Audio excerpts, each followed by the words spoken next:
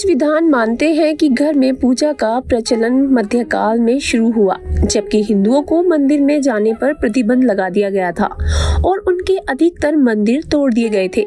इसी कारण उस काल में बनाए गए मंदिर घर जैसे होते थे, जिसमें गुणबंद नहीं होता था। घर में पूजा करते वक्त कोई पुजारी नहीं होता, जबकि मंदिर में पुजारी होता है जो विधिवत पूजा और आरती करता है। वर्तमान में घर में पूजा के प्रचलन के चलते लोग मंदिर कम ही जाते हैं, अतः उचित होगा कि सप्ताह में एक बार मंदिर जरूर पूजा अर्चना करें और हो सके तो गुरुवार या रविवार के दिन ही करें, क्योंकि यही दो ऐसे वार हैं जो धर्मानुसार उचित है। पूजा कहीं भी करें, पर जानिए कि पूजा और आरती क्या है। पूजा को नित्यक्रम में शामिल किया गया है।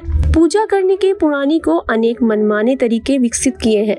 पूजा किसी देवता या देवी की मूर्ति के समक्ष की जाती है, जिसमें गुड़ और घी की धूप दी जाती है।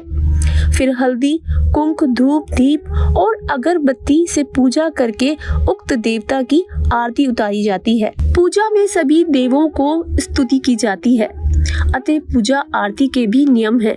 नियम से की गई पूजा के लाभ मिलते हैं। 12 बजे के पूर्व पूजा और आरती समाप्त होना चाहिए। दिन के 12 से 4 बजे के बीच पूजा या आरती नहीं की जाती है। रात्रि के सभी कर्म वेदों द्वारा निर्देश माने गए हैं। जो लोग रात्रि को पूजा या यज्ञ करते हैं, उनके उद्देश्य अलग रहते हैं। पूजा और यज्ञ का सात्विक रूप ही मान्य है। पूजा संस्कृत मंत्रों के उच्चारण के साथ की जाती है। पूजा समाप्ति के बाद आरती की जाती है। यज्ञ करते वक्त यज्ञ की पूजा की जाती है और उसके अलग नियम होते हैं। पूजा करने से देवता लोग प्रसन्न होते हैं। पूजा से रोग और शोक मिटते हैं और व्यक्ति को मुक्ति मिलती है। अभिगमन, देवालय अथवा मंदिर की सफाई करना, ये सब कर्म अभिगमन के अंतर्गत आते हैं। उपादान: गंध, पुष्प, तुलसी, दल, दीपक, वस्त्र, आभूषण इत्यादि पूजा सामग्री का संग्रह करना उपादान कहलाता है। योग: इष्ट देव की आत्म रूप से भावना करना योग है।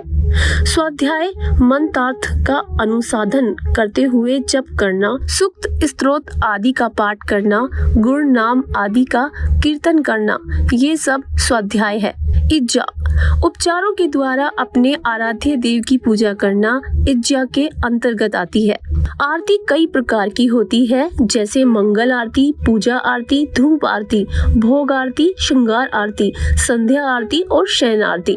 मथुरा वृंदावन के मंदिरों में भगवान श्री कृष्ण की अष्टप्रहर की आरती करते हैं। पूजा के बाद आरती की जाती है।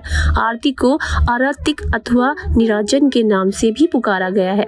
साधारणतया 5 बत्तियों वाले दीप से आरती की जाती है, जिसे पंच प्रदीप कहा जाता है। इसके अलावा 1 से 7 अथवा विषम संख्या के अधिक दीप जलाकर भी आरती करने का विधान है। सभी का अलग अलग महत्व है। शंख, ध्वनि और घंटे घड़ियाल पूजा के प्रधान अंग हैं। किसी देवता की पूजा शंख और घड़ियाल बजाए बिना नहीं होती। आराध्या की पूजन में भी जो कुछ भी तुष्टि या कमी रह जाती है, उसकी पूर्ति आरती करने से हो जाती है। पूजन में शुद्धता का विशेष महत्व है। इस दिन प्रातःकाल स्नान ध्यान से निवृत्त हो भगवान का स्मरण करते हुए भक्त व्रत एवं उपवास का पालन करते हैं। भगवान का भजन व पूजन करते हैं।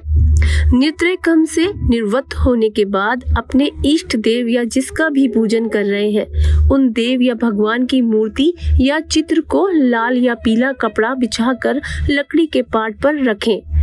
मूर्ति को स्नान कराएं और यदि चित्र है तो उसे अच्छे से साफ करें। पूजन में देवताओं के सामने धूप दीप अवश्य जलाना चाहिए। देवताओं के लिए जलाए गए दीपक को स्वयं कभी नहीं बुझाना चाहिए।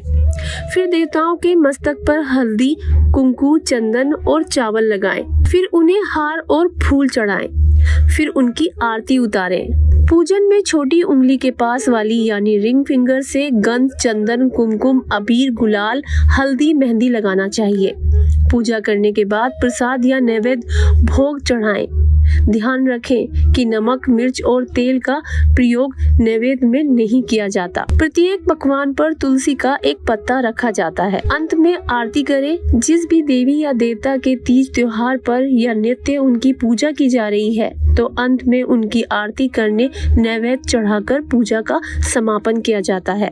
घर में या मंदिर में जब भी कोई विशेष पूजा करें तो अपने इष्ट देव के साथ ही स्वास्तिक कलश, नवग्रह देवता, पंच लोकपाल, षोडश मातृका, सप्त मातृका का पूजन भी किया जाता है, लेकिन विस्तृत पूजा तो पंडित ही करता है। अंत आप ऑनलाइन भी किसी पंडित की मदद से विशेष पूजा कर सकते हैं।